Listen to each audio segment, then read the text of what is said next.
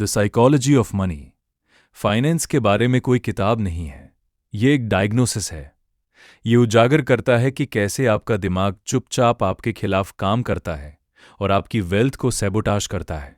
आप हर investing rule में महारत हासिल कर सकते हैं, आप हर स्ट्रैटेजी पढ़ सकते हैं, लेकिन अगर आप पैसे के इर्द गिर्द अपने इमोशंस को नहीं समझते हैं तो आप वही गलतियां करते रहेंगे, क्योंकि पैसा सिर्फ लॉजिकल नहीं है, ये गहराई से साइकोलॉजिकल है। इस वीडियो में हम उन छिपे हुए मेंटल ट्रैप्स को उजागर करेंगे जो चुपचाप आपके फाइनेंशियल फ्यूचर को नष्ट कर देते हैं, और उन माइंडसेट शिफ्ट्स को जानेंगे जो आपको लेवल अप करने और उनसे एक एक करके बचने में मदद करते हैं। आगे बढ़ने से पहले, अगर आप पैसे के साथ सक्सेसफुल होना चाहते हैं लेकिन लगातार इससे ओवरवेल्म्ड महसूस करते हैं, तो आप अकेले नहीं हैं। ठीक इसीलिए मैंने मनी मास्टरी सिस्टम बनाया है, ताकि आप अंततः अपने फाइनेंसेस पर कंट्रोल कर सकें।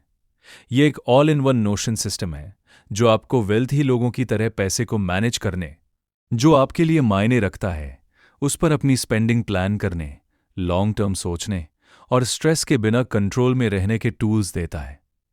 यदि आप अपने फाइनेंशियल माइंडसेट को अपग्रेड करने के लिए तैयार हैं तो इसे डिस्क्रिप्शन में चेक करें। अब चलिए शुरू करते हैं। आप स्मार्ट हैं, आपने किताबें पढ़ी हैं, आपने काम किया है, लेकिन कुछ आपको पीछे खींचता रहता है, क्योंकि इंटेलिजेंस आपको बायस से नहीं बचाती है, ये उसे छिपा देती है। आपके चॉइसेस रैशनल लगते हैं क्योंकि वे आपके हैं, लेकिन ये पहला ट्रैप है जिसमें स्मार्ट लोग फंसते हैं। ट्रैप 1, आप सोचते हैं कि आप लॉजिकल हैं। क्यों दो लोग एक ही इन्वेस्टमेंट को देखते हैं और ऑपोजिट चॉइसेस चुनते हैं, एक खरीदता है, एक बेचता है? वे गलत नहीं हैं, वे बस अलग अलग गेम्स खेल रहे हैं। जैसा कि मॉर्गन हाउसल कहते हैं, लोग पैसे के साथ क्रेजी चीजें करते हैं, लेकिन कोई भी वास्तव में क्रेजी नहीं है। हर किसी की एक स्टोरी होती है जो ये शेप करती है कि वे पैसे को कैसे देखते हैं। ग्रेट डिप्रेशन में अपना सब कुछ खोने वाला एक स्टॉक ब्रोकर शायद फिर कभी इन्वेस्ट न करे, जबकि 90s बूम के दौरान रिच बनने वाला एक टेक वर्कर उन रिस्क्स के पीछे भाग सकता है जिनसे दूसरे बचेंगे। या 2008 के क्रैश के दौरान ग्रेजुएट होने वाला कोई व्यक्ति जीवन भर स्टॉक मार्केट से डर सकता है, जबकि 2017 में क्रिप्टो में प्रवेश करने वाला कोई व्यक्ति ये मान सकता है कि वॉलेटिलिटी नॉर्मल है। Same world, different lenses. आप 2008 क्रैश की हिस्ट्री पढ़ सकते हैं, लेकिन आप उन लोगों के इमोशनल स्कार्स को कभी महसूस नहीं कर पाएंगे जिन्होंने इसे जिया है और अब हर बार मार्केट डिप होने पर पैनिक करते हैं। यही कारण है कि दो लोग सेम डेटा से ऑपोजिट डिसीजंस ले सकते हैं और दोनों सही हो सकते हैं। कोई भी क्रेजी नहीं है। एक सेकंड के लिए इसके बारे में सोचें। पैसे के साथ आपका एक्सपीरियंस दुनिया में जो कुछ हुआ है उसका बस एक टाइनी स्लिवर है। यह आपके पास द्वारा शेप किए गए एक बबल के अंदर रहने जैसा है, लेकिन वो बबल अभी भी लगभग 100% शेप करता है कि आप दुनिया को कैसे देखते हैं। इस बीच उस बबल के बाहर ऐसी फाइनेंशियल रियलिटीज हैं जिन्हें आपने कभी नहीं जिया है। ट्रैप 2, आपको लगता है कि आप कंट्रोल में हैं। क्यों कुछ लोग कम एफर्ट के साथ सफल होते हैं जबकि अन्य सब कुछ सही करते हैं और फिर भी हार जाते हैं? हम ये सोचना पसंद करेंगे कि सक्सेस कमाई जाती है, अर्न्ड, और फेलियर के हम हकदार, डिजर्व्ड होते हैं, लेकिन पैसा इतनी सरलता से काम नहीं करता। जैसा कि मॉर्गन हाउसल लिखते हैं, कोई भी चीज उतनी अच्छी या उतनी बुरी नहीं होती जितनी वह लगती है, क्योंकि सक्सेस या फेलियर की हर स्टोरी के पीछे एफर्ट, लक और रिस्क का मिक्स होता है, और हम अक्सर भूल जाते हैं कि वे वास्तव में कितने पावरफुल हैं। बिल गेट्स को ही लीजिए, वे सिर्फ ब्रिलियंट नहीं हैं, वे कैलकुलेटेड, डिसिप्लिन्ड, स्ट्रेटेजिक हैं, बिल्कुल उसी तरह के पर्सन जैसी आप जीतने की उम्मीद करेंगे। लेकिन ज्यादातर लोग जो भूल जाते हैं वो ये है कि अर्ली 1970s में गेट्स ने अमेरिका के एकमात्र ऐसे हाई स्कूल में भाग लिया था जिसमें एक कंप्यूटर था। ऐसे समय में जब कंप्यूटर्स रेयर, एक्सपेंसिव और इनएक्सेसिबल थे, उस टाइनी एक्सीडेंटल एडवांटेज ने उन्हें अधिकांश लोगों द्वारा कीबोर्ड देखने से पहले ही वर्षों की प्रैक्टिस दे दी। वह सिंगल डिटेल लाखों में एक स्ट्रोक ऑफ लक था, और इसने सब कुछ बदल दिया। अब उनकी तुलना उनके क्लोज फ्रेंड केंट एवंस से करें, जो इक्वली ब्रिलियंट और कंप्यूटर्स के प्रति इक्वली ऑब्सेस्ड थे। लेकिन हाई स्कूल खत्म करने से पहले ही केंट की माउंटेनियरिंग एक्सीडेंट में मृत्यु हो गई। एक और लाखों में एक इवेंट, लेकिन इस बार ये रिस्क था, लक नहीं। दो ब्रिलियंट माइंड्स, दो वाइल्डली डिफरेंट आउटकम्स, कोई भी पूरी तरह से उनके कंट्रोल में नहीं। यही पॉइंट है।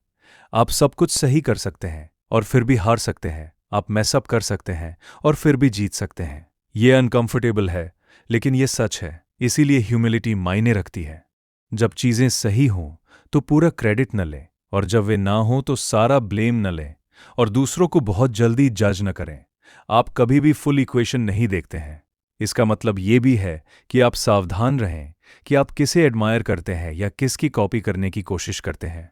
सक्सेस जितनी एक्सट्रीम होगी, उतनी ही अधिक लाइकली है कि यह उन सर्कमस्टांसेस से आई है जिन्हें आप रिपीट नहीं कर सकते, क्योंकि उनके लिए जो काम कर गया वह उस लक पर डिपेंड हो सकता है जो आपको नहीं मिलेगा, या उस रिस्क पर जिसे आप अफोर्ड नहीं कर सकते।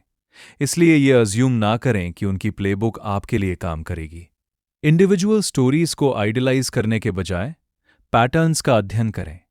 पैटर्न्स हॉनेस्ट और रिपीटेबल होते हैं। जब आप उन्हें अप्लाई करते हैं तो वे आपके फेवर में काम करते रहते हैं, भले ही लक आपके साइड में ना हो। और सबसे इंपॉर्टेंट बात, पैटर्न्स आपको एक ऐसी फाइनेंशियल लाइफ बनाने में मदद करते हैं जो बैड लक से सर्वाइव कर सकती है, ताकि जब गुड लक आए तो आप उसे रिसीव करने के लिए खड़े रहें।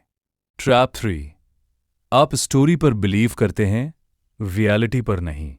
कोई एक बेकर की स्टोरी सुनता है जिसने लॉटरी में $200 मिलियन जीते हैं। अचानक टिकट खरीदना एक स्मार्ट मूव लगता है।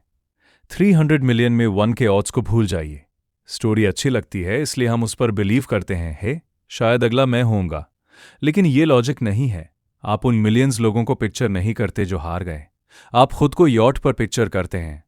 स्टोरी जितनी कंफर्टिंग होगी, उसे ब्लाइंडली फॉलो करना उतना ही आसान होगा, क्योंकि जब कोई स्टोरी काफी अच्छी लगती है तो हम चाहते हैं कि वो सच हो, इसलिए हम उस पर बिलीव करते हैं, भले ही ऑड्स कुछ और कहते हों। मॉर्गन हाउसल इन्हें अपीलिंग फिक्शंस कहते हैं, नैरेटिव्स जो अच्छी लगती हैं लेकिन क्वाइटली हमें मिसलीड करती हैं। और ये सिर्फ लॉटरी नहीं है, हम अपने इन्वेस्टिंग, स्पेंडिंग और यहाँ तक कि सेविंग डिसीजंस में भी इसी तरह की स्टोरीज के लिए फॉल करते हैं। लेट 2021 के क्रिप्टो बूम को लें। ऐसा लगा जैसे हर कोई क्रिप्टो से रिच हो रहा है। आपका नेबर, टिकटॉक पर वे आदमी, यहां तक कि आपके उबर ड्राइवर के पास भी एक हॉट कॉइन टिप थी। हजारों नए टोकन्स लॉन्च हुए। अधिकांश की कोई यूटिलिटी नहीं थी, कोई रोड मैप नहीं था, कोई रियल पर्पस नहीं था, बस एक नेम, एक प्राइस और एक स्टोरी। जल्दी इन हो जाओ, अपना चांस मत चूको, यह अगला बिटकॉइन है। लोगों ने मैथ नहीं खरीदा, उन्होंने इन्फ्लुएंसर्स द्वारा फ्लैशी लाइफस्टाइल्स के साथ बेचा गया ड्रीम खरीदा। सभी ने कहा इस बार ये डिफरेंट है, लेकिन ऐसा नहीं था।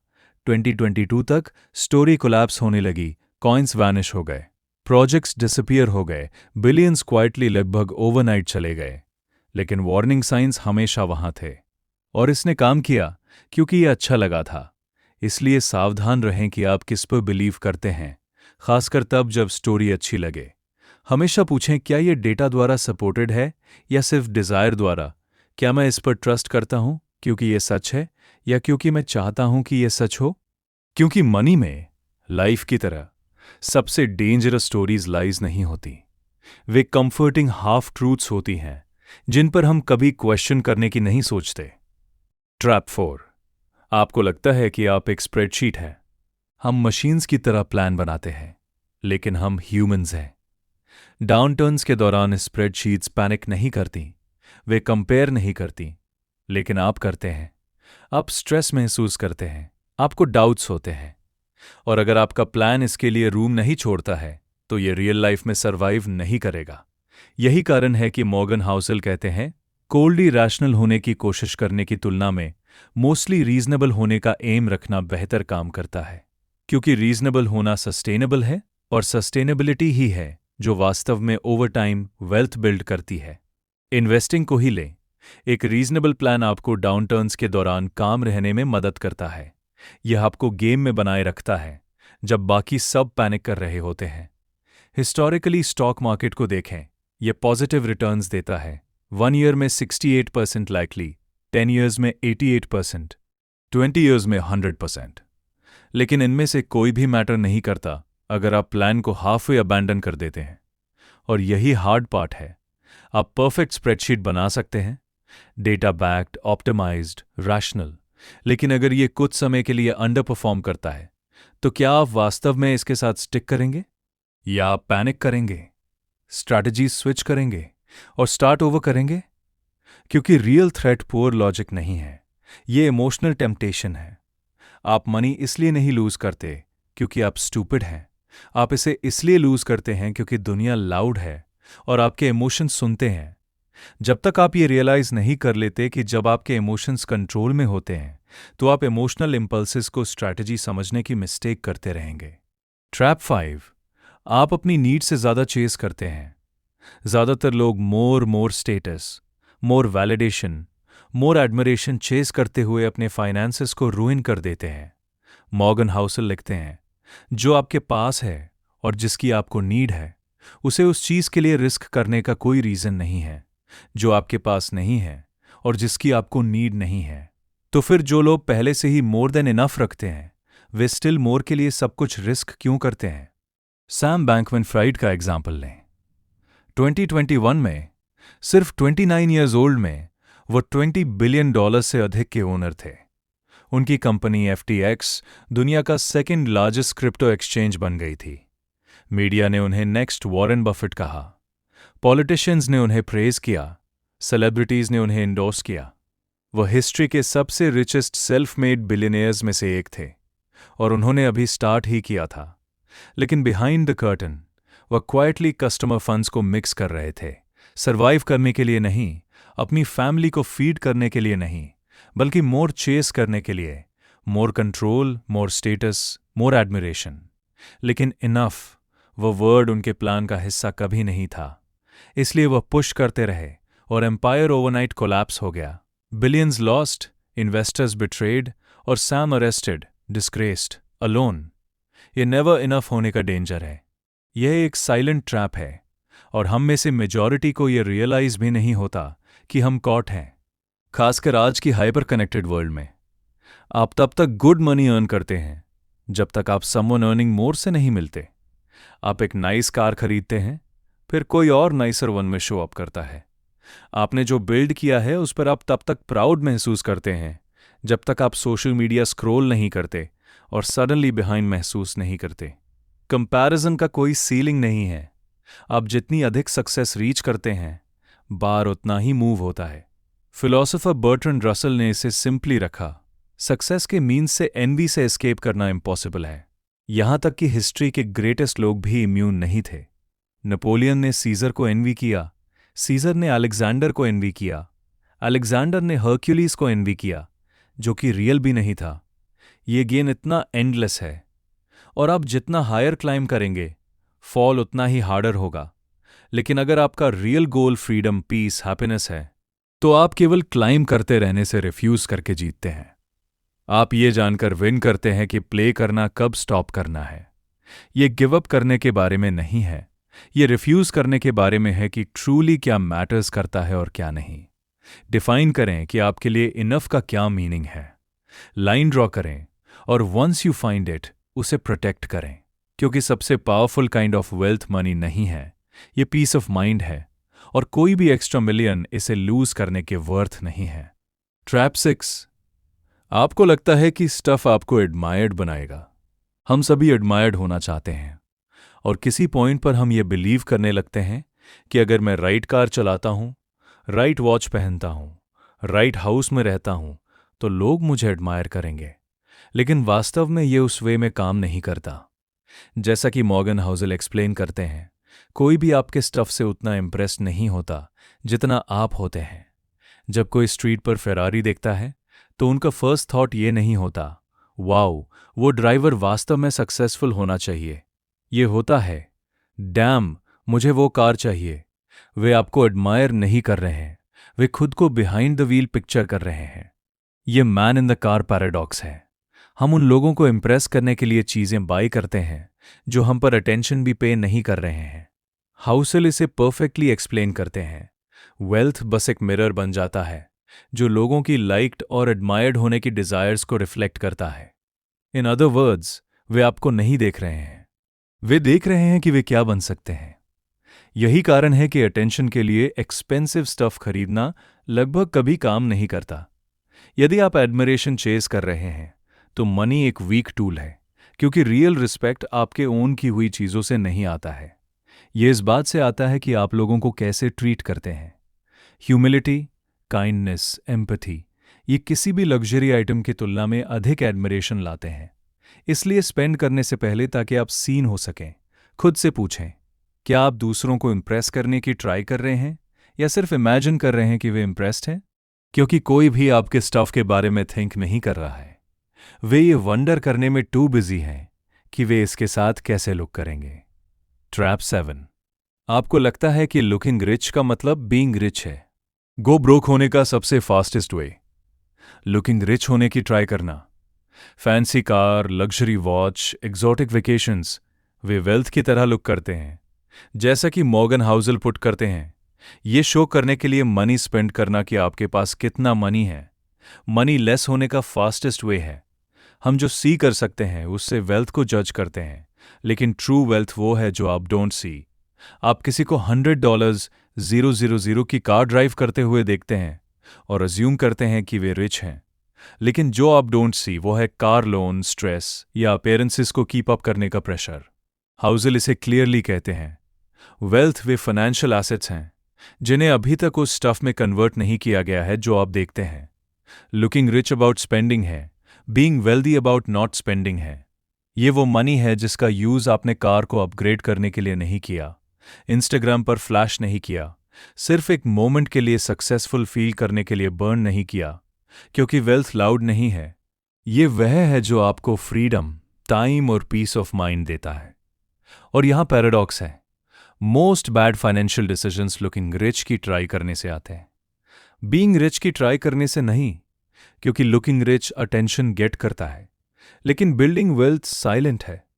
जब आप हर मंथ क्वाइटली इन्वेस्ट करते हैं या नया फोन स्किप करते हैं तो कोई भी क्लैप्स नहीं बजाता है, लेकिन ये वे मूव्स हैं जो लास्टिंग वेल्थ बिल्ड करते हैं। इसलिए यदि आप ट्रू वेल्थ बिल्ड करना चाहते हैं तो नॉट लुकिंग रिच के साथ कंफर्टेबल हो जाएं, क्योंकि फाइनेंशियल फ्रीडम का पाथ शोइंग ऑफ के बारे में नहीं है, ये शॉर्ट टर्म प्रेज के ऊपर लॉन्ग टर्म पीस चूज करने के बारे में है। ट्रैप 8। आप विजडम के रूप में डिस्गाइज्ड फियर के लिए फॉल करते हैं।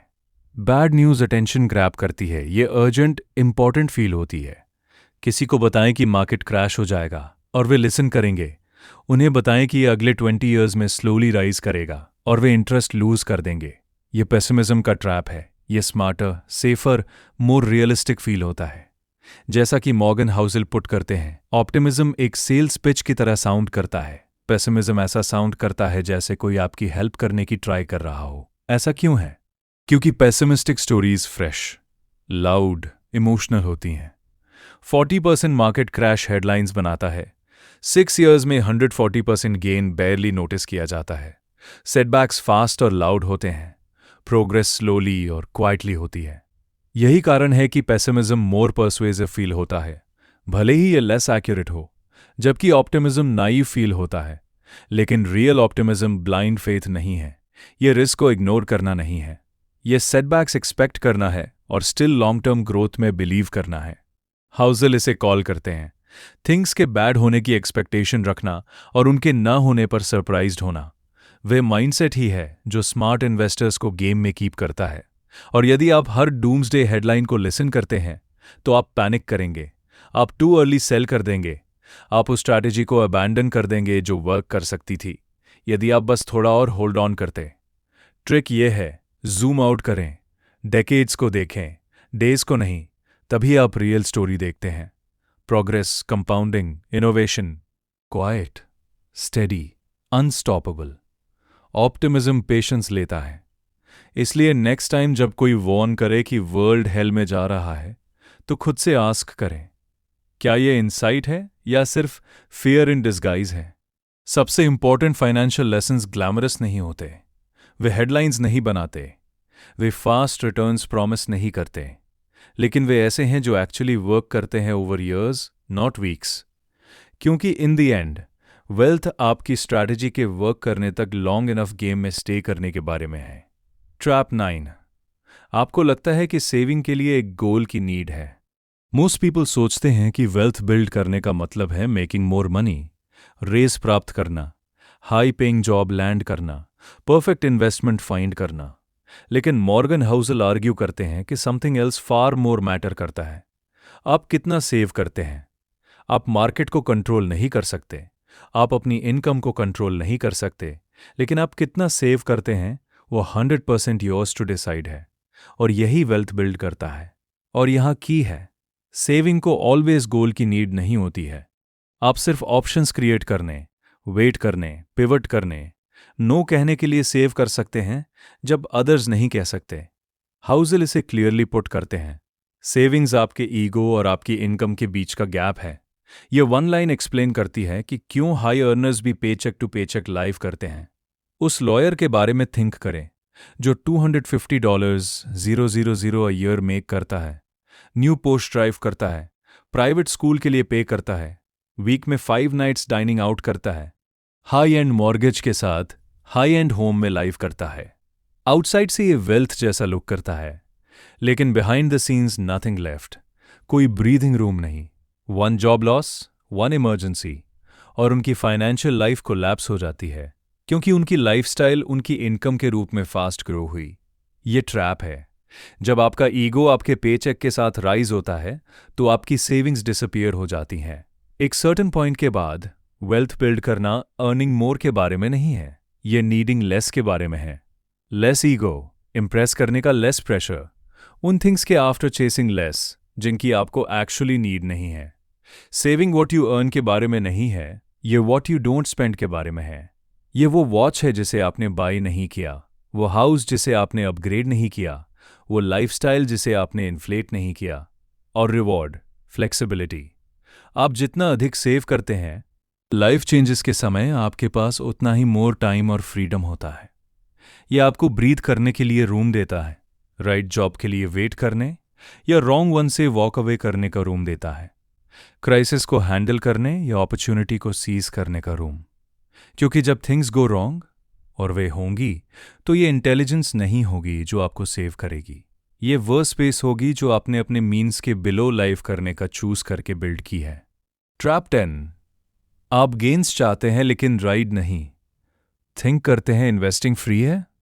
वेल, ये नहीं है। आप ऑलवेज मनी के साथ पे नहीं करते हैं। आप स्ट्रेस, डाउट और अपने पोर्टफोलियो को ओवरनाइट 30% ड्रॉप होते देखने के गट पंच के साथ पे करते हैं। जैसा कि मॉर्गन हाउसल एक्सप्लेन करते हैं, एवरीथिंग की एक प्राइस होती है, लेकिन सभी प्राइसेस लेबल्स पर अपीयर नहीं होती हैं। ये इन्वेस्टिंग की हिडन कॉस्ट है। ये रिसीट के साथ कम नहीं करती है, ये फियर, डाउट और रिग्रेट के रूप में कम करती है। और क्योंकि वे प्राइस इमोशनल फील होती है, फाइनेंशियल नहीं, मोस्ट पीपल थिंक करते हैं कि उन्होंने समथिंग रॉन्ग किया है, लेकिन ये ट्रू नहीं है। हाउसल इसे परफेक्टली एक्सप्लेन करते हैं।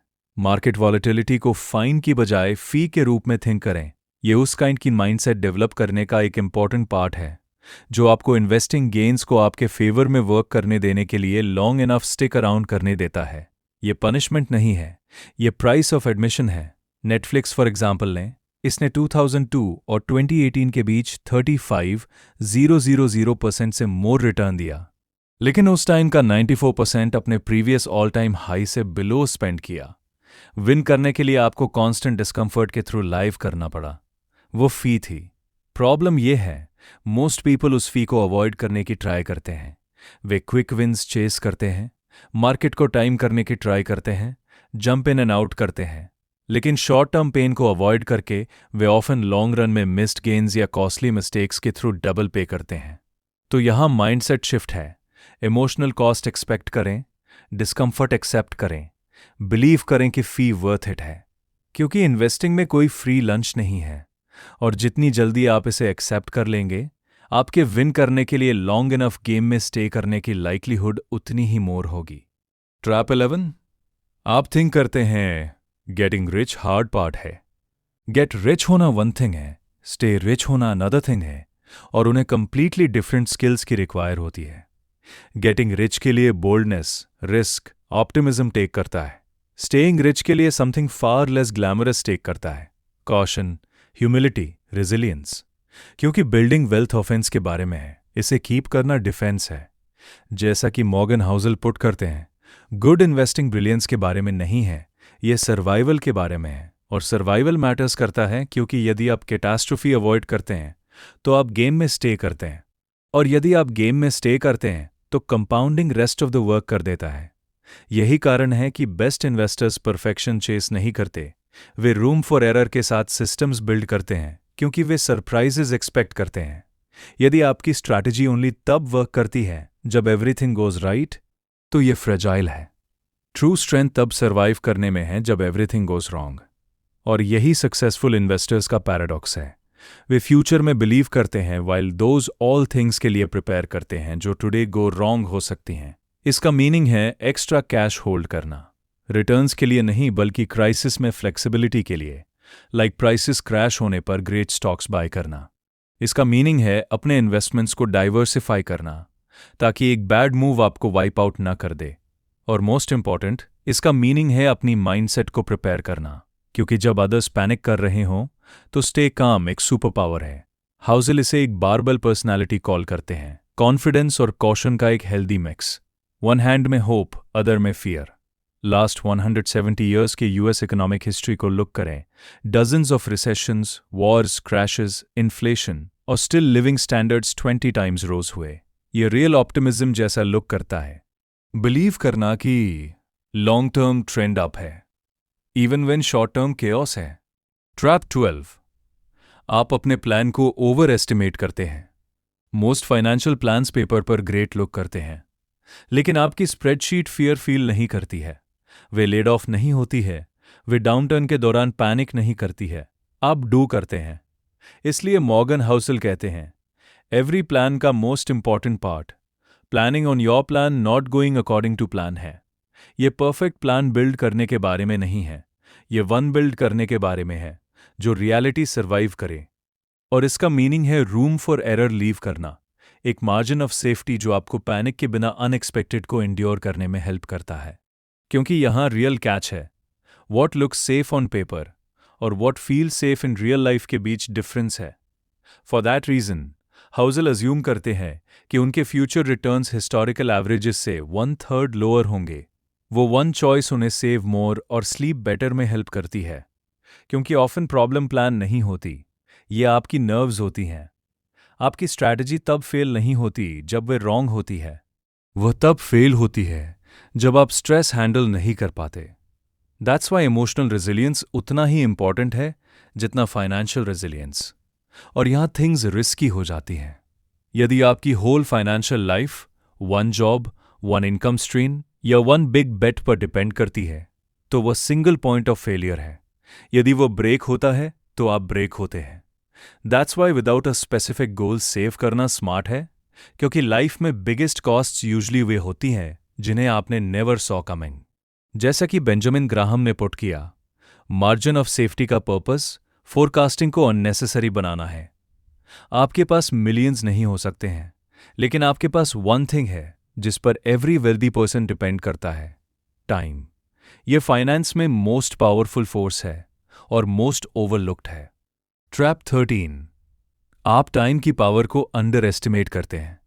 Warren Buffett around $160 billion worth हैं, लेकिन उसमें से मोर देन $156 बिलियन उनके 65th बर्थडे के बाद आए। Let that sink in. वो बिग रिटर्न्स चेस करने से रिच नहीं हुए, वो स्टार्टिंग अर्ली और स्टेइंग इन द गेम से रिच हुए। जैसा कि मॉर्गन हाउसेल एक्सप्लेन करते हैं, फाइनेंस में मोस्ट पावरफुल फोर्स टाइम है, टैलेंट नहीं। लेकिन हमारे ब्रेन्स ये ग्रास्प करने के लिए बिल्ट नहीं है कि कंपाउंडिंग रियली कितनी पावरफुल है। दैट्स वाई वॉरेन बफेट की स्टोरी इतनी अनबिलीवेबल फील होती है।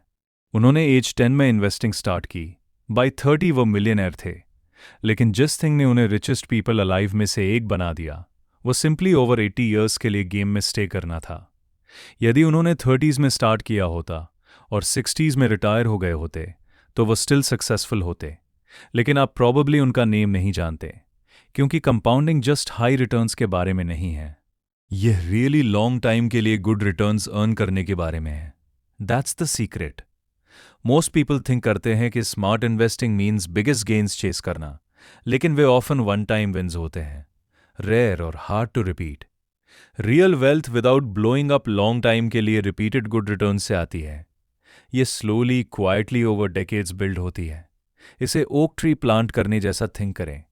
ईयर 1 में नॉट मच हैपन्स, 10 में ये सॉलिड लुक करता है, 50 में ये मैसिव और अनशेकेबल होता है। That's the power of compounding. Trap 14। आप इग्नोर करते हैं कि सक्सेस रियली कितनी रेयर है। One big win dozen small losses को कवर कर सकती है। वो जस्ट लक नहीं है, ये सक्सेस रियली कैसे वर्क करती है। क्योंकि मनी और लाइफ में most outcomes few rare events द्वारा ड्रिवन होते हैं। उन्हें टेल इवेंट्स कॉल किया जाता है। वे प्रिडिक्ट करने में हार्ड हैं, ओवरलुक करने में ईजी, लेकिन जब वे हैपन होते हैं तो वे एवरीथिंग चेंज कर देते हैं। जैसा कि मॉर्गन हाउसल एक्सप्लेन करते हैं, आप हाफ द टाइम रॉन्ग हो सकते हैं और स्टिल फॉर्चून मेक कर सकते हैं। क्योंकि one breakout win all heavy lifting कर सकती है, और मोस्ट ऑफ द टाइम ये करती है। वॉरेन बफेट के बारे में थिंक करें। उन्होंने अपनी लाइफ में हंड्रेड्स ऑफ स्टॉक्स ओन किए हैं, लेकिन उनकी नियरली ऑल वेल्थ जस्ट 10 से आई है। 100 नहीं, 50 नहीं, 10। 1989 में उन्होंने कोका कोला के शेयर्स बाई किए। ये फ्लैशी या रिस्की नहीं था, लेकिन वो सिंगल इन्वेस्टमेंट हिस्ट्री के ग्रेटेस्ट कंपाउंडर्स में से एक बन गया। टेल इवेंट्स ऐसे लुक करते हैं, quiet at first then explosive. और स्टॉक मार्केट भी सेम स्टोरी टेल करता है। 1980 के बाद से रसल 3000 इंडेक्स में जस्ट 7% कंपनीज ने मार्केट्स के ऑल नेट गेन्स को ड्राइव किया। मीनवाइल 40% स्टॉक्स ओवर 70% ड्रॉप हुए और नेवर रिकवर्ड। ये टेल इवेंट्स का डेंजर और पावर है। वे जस्ट आउटकम को इन्फ्लुएंस नहीं करते, दे आर द आउटकम। लेकिन यहां ट्रैप है, हमें क्लीन स्टोरीज लव है। हम बिग विन्स पर फोकस करते हैं और अज्यूम करते हैं कि उसका इनकी सक्सेस नॉर्मल या रिपीटेबल है, लेकिन मोस्ट ऑफ द टाइम ये नहीं है। तो आप इसके साथ क्या करते हैं? ऑल द टाइम राइट होने की ट्राई करना स्टॉप करें। गेम में स्टे करने पर फोकस स्टार्ट करें, क्योंकि मोस्ट डेज इंपॉर्टेंट फील नहीं होंगे, लेकिन few rare moments, crashes, bubbles, unexpected breakthroughs everything change कर सकते हैं। आपको विन बिग के लिए ओनली उनमें से वन की नीड है, और आप जितना लॉन्गर लास्ट करेंगे, उनमें से वन को कैच करने के आपके ऑड्स उतने ही बेटर होंगे। ट्रैप 15। आप स्टफ बाय करते हैं और अपना टाइम सेल करते हैं। व्हाट इफ मनी का रियल रिवॉर्ड कार या हाउस या इवन स्टेटस भी ना हो? मॉर्गन हाउसल इसे सिंपली पुट करते हैं, मनी का ग्रेटेस्ट बेनिफिट स्टफ नहीं है, ये फ्रीडम है। Specially freedom over your time. Luxury नहीं बल्कि कंट्रोल। अपने टाइम को कंट्रोल करना हाईएस्ट डिविडेंड है जो मनी पे करता है। क्योंकि डीप डाउन हम जस्ट मनी नहीं चाहते हैं, हम मोर कंट्रोल, थिंक करने के लिए, ब्रीथ करने के लिए, चूज करने के लिए मोर स्पेस चाहते हैं। हाउसल आर्ग्यू करते हैं कि अपनी ओन लाइफ को कंट्रोल करने की एबिलिटी हैप्पीनेस के स्ट्रॉन्गेस्ट प्रेडिक्टर्स में से एक है। और मुझे थिंक है कि हम में से मैनी इससे रिलेट कर सकते हैं। इवन इफ आप अपनी जॉब एंजॉय करते हैं, इसे समवन एल्सेस स्केड्यूल पर करना स्टिल चोर की तरह फील हो सकता है। और टुडे वो प्रेशर नेवर स्टॉप्स। हम नाइट में ईमेल्स चेक करते हैं, वीकेंड्स पर कॉल्स लेते हैं, स्टे ऑन रहते हैं इवन व्हेन हम सपोज टू बी ऑफ हैं। वह कांस्टेंट प्रेशर एक कॉस्ट पर आता है। Back in 1981 social scientist Angus Campbell ने अमेरिका में हैप्पीनेस पर एक स्टडी रन की थी। उनका कंक्लूजन, अपनी लाइफ को कंट्रोल करने की स्ट्रॉन्ग सेंस वेलबीइंग का एक मोर डिपेंडेबल प्रेडिक्टर है then any objective condition we have considered.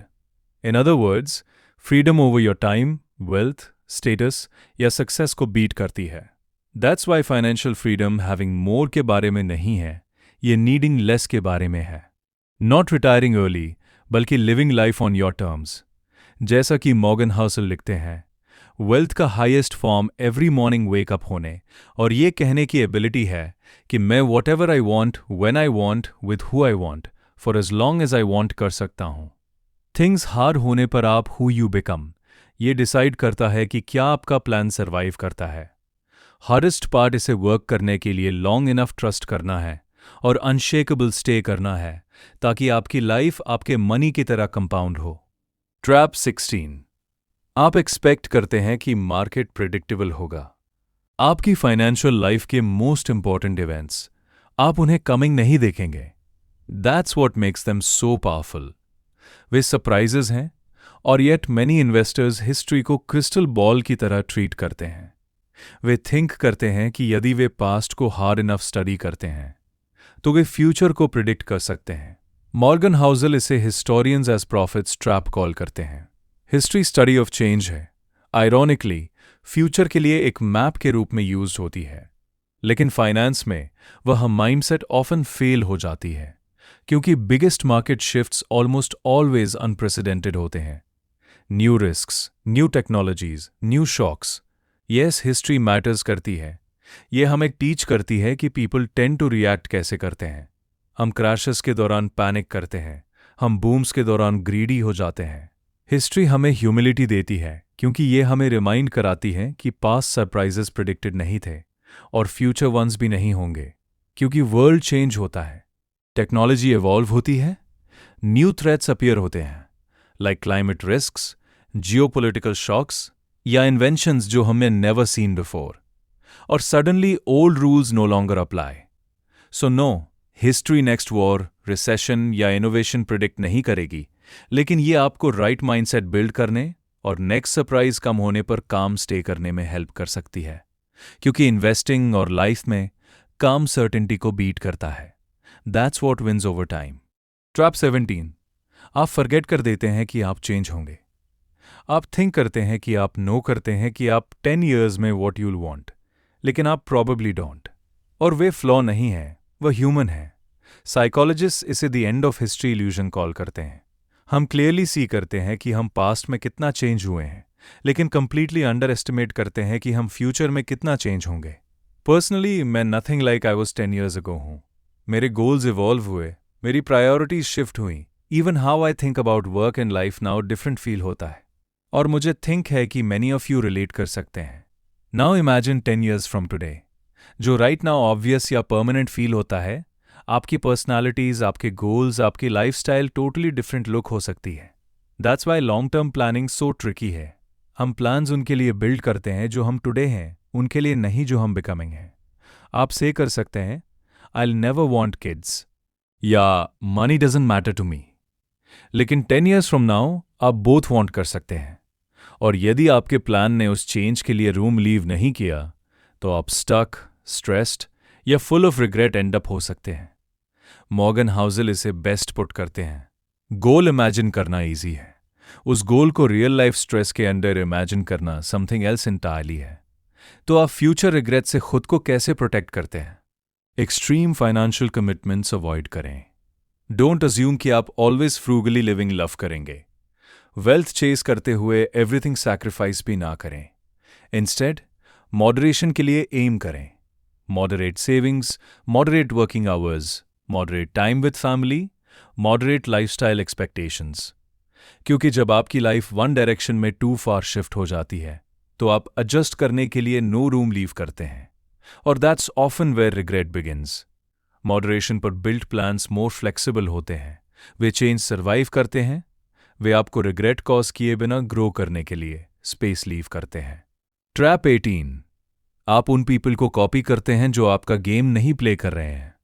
Money loose करने का फास्टेस्ट वे, उस एडवाइस को फॉलो करें जो मेंट फॉर यू नहीं थी। ये ऑल द टाइम हैपन होता है। आप किसी को क्विक मनी मेक करते देखते हैं, आप एक बोल्ड प्रेडिक्शन हियर करते हैं, आप फील करते हैं लाइक यू मिसिंग आउट, लेकिन here's what you don't see, वे डिफरेंट गेम प्ले कर रहे हैं। फाइनेंस में मोस्ट इंपॉर्टेंट लेसन्स में से एक ये है, नो करें कि आप कौन सा गेम प्ले कर रहे हैं और समवन एल्सेस गेम को डिस्ट्रैक्ट ना करने दें। ये मनी में बिगेस्ट ट्रैप्स में से एक है, समवन एल्सेस स्ट्रैटेजी को अपनी स्ट्रैटेजी मिस्टेक करना। क्योंकि financial world different goals, timelines और स्ट्रैटेजीज वाले पीपल से फुल है। शॉर्ट टर्म मोमेंटम चेस करने वाला एक day trader same game play नहीं कर रहा है someone investing for retirement.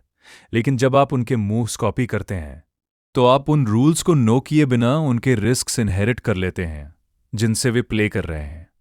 Morgan Housel इसे क्लियरली पुट करते हैं, मनी के साथ understanding your own time horizon और आपके थ्रू डिफरेंट गेम्स प्ले कर रहे पीपल के एक्शंस और बिहेवियर्स से परसुएडेड न होने से मोर कुछ भी मैटर नहीं करता है।